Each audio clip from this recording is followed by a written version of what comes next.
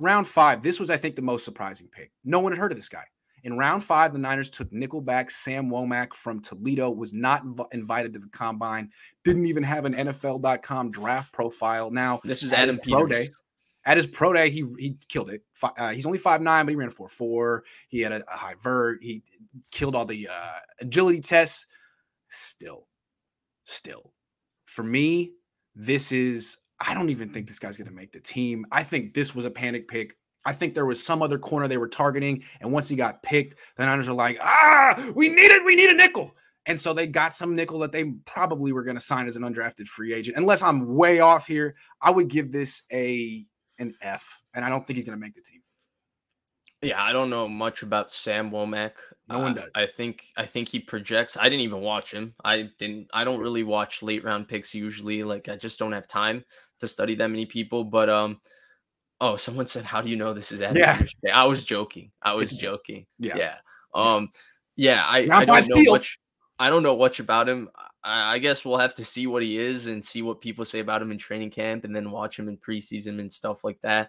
But yeah, I think he was just their nickel, their idea of a guy who's going to compete with, I guess, Diamador Lenore to be their nickel. This guy ain't competing. This is another guy who lacks play strength and technique. I think he's going to, to me, it's like if they cut him, I don't think any team's going to sign. He could go on the practice squad and they can develop him the way they probably were planning on developing him all along. Maybe he was one of their priority free agents or whatever. But it seems to me that the competition is going to be between people who actually have a couple years under their belt. Like, it'll be Denard, Lenore, Mosley. That's the competition. If Sam Womack, if it's Mosley, right? Mosley steps up, and Mosley could probably fill that role. But I don't know why you would move Mosley from the outside when he's been more or less terrific when he's played the last 2 years on the outside.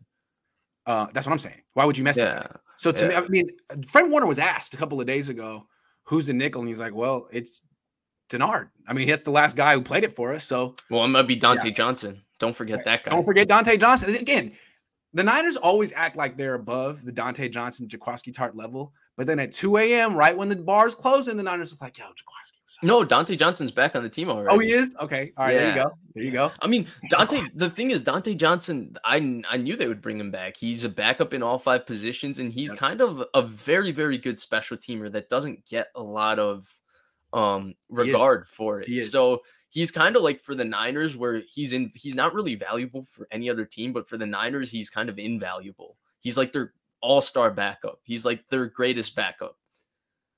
I feel you. So real quick, before we move on from Sam Womack, this to me felt like a straight-up panic move. I don't know what this was. I think the Niners were pegged in to taking a nickel here, and maybe they wanted Deron Bland, who went a few picks before to Dallas. I don't know. But everyone was like, Dane Brugler was like, I didn't even rank this guy. I don't know. And people were tripping. Anyway. And those guys do insane amount of research for the draft. So if and it's not like Toledo is like a super small school. A lot of Deontay Johnson went to Toledo. People scout that school. It's in the MAC. Anyway.